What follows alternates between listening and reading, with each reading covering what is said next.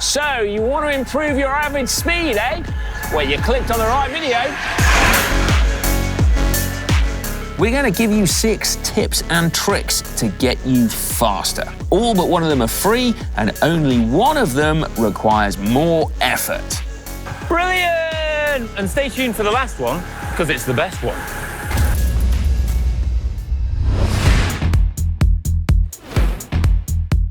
Average speed is a great way to benchmark your cycling ability, so it is worth thinking about.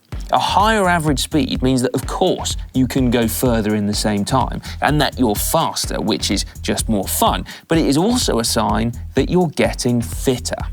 So let's start with that. The thing that's going to make the biggest difference to your average speed is simply by getting fitter and stronger on the bike. This is the bit, presumably, that requires effort. Yes. Now, how you go about that is going to depend on how fit you already are and how much riding you've done. For beginner cyclists, the good news is that simply by riding your bike, you're going to get fitter. Gains. Thanks, man. Yeah. Now, for a pro cyclist or an aspiring pro, it's not as easy. In fact, it's exponentially harder. It might be that in order to improve your fitness a tiny bit, you have to add an inhuman number of hours to the amount of time that you spend in the saddle every week. For most keen cyclists, though, it's not as hard. You might want to think about adding in some structured training, which is where you focus on specific effort levels. And for our money, the best thing you can do is sweet spot. That's the intensity where you are gently out of breath and you can ride at it for about 30 minutes at a time. Not only will this get you fitter, as a bonus, riding at this intensity also gets you going quite fast. So that's the hard bit out of the way. Let's get some easy wins. Firstly, if you want to go faster, make yourself more aerodynamic. Think about making yourself smaller. Try and hide from the wind. Bend your elbows, make sure they're tucked in, roll your shoulders in. And lastly, tuck your head in too. Go the whole hog and you'll probably be pretty uncomfortable, but just bending your elbows could get you 1 km/h faster at least. Lots of us might set out on a bike ride, start feeling tired, and then get slower and slower and slower. Which is natural, but it doesn't have to be this way. If you ride slower to begin with, you should be able to maintain that pace for longer, which is likely to mean that you then finish your ride much faster. In reality, this doesn't mean setting off at a snail's pace, but typically it's most relevant when you get to a climb. The harder you ride, the faster your energy levels will run down. So rather than go and ride up the first hill of the day as hard as you can, ride up it steadily, meaning that you will save your reserves for the next climb, and then the next one, and the next one, and so on. Another way you can make sure you keep your energy levels high is by eating food while on the bike. Now, no matter how good a cyclist you are, if you don't keep the carbohydrate coming in, you'll eventually run out and bonk. Now, dedicated energy fuel, such as this chew from Precision Fuel and Hydration, is absolutely brilliant. They're convenient and easily consumed on the bike. Plus this one, mint and lemon, is my favorite flavor. But other real food is great too. Think things like dates, bananas, sandwiches, and cereal bars. They're all good stuff. Your bike can, of course, also help you go faster, so give it a bit of love too. Make sure your tyres are pumped up to the right pressure, not too hard or too soft. We've got a video on that you can watch.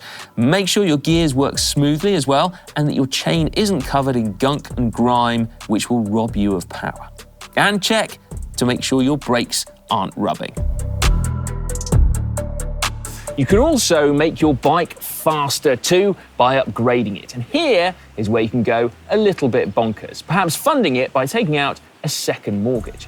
But you don't have to. Something like upgrading to fast rolling tyres and fast rolling inner tubes will give you the biggest bang for your buck. Clothing too will also make a massive difference. Tight fitting clothing, yes, we're talking spandex here, not only looks really good. You sure about that? Yes. It's also faster as well.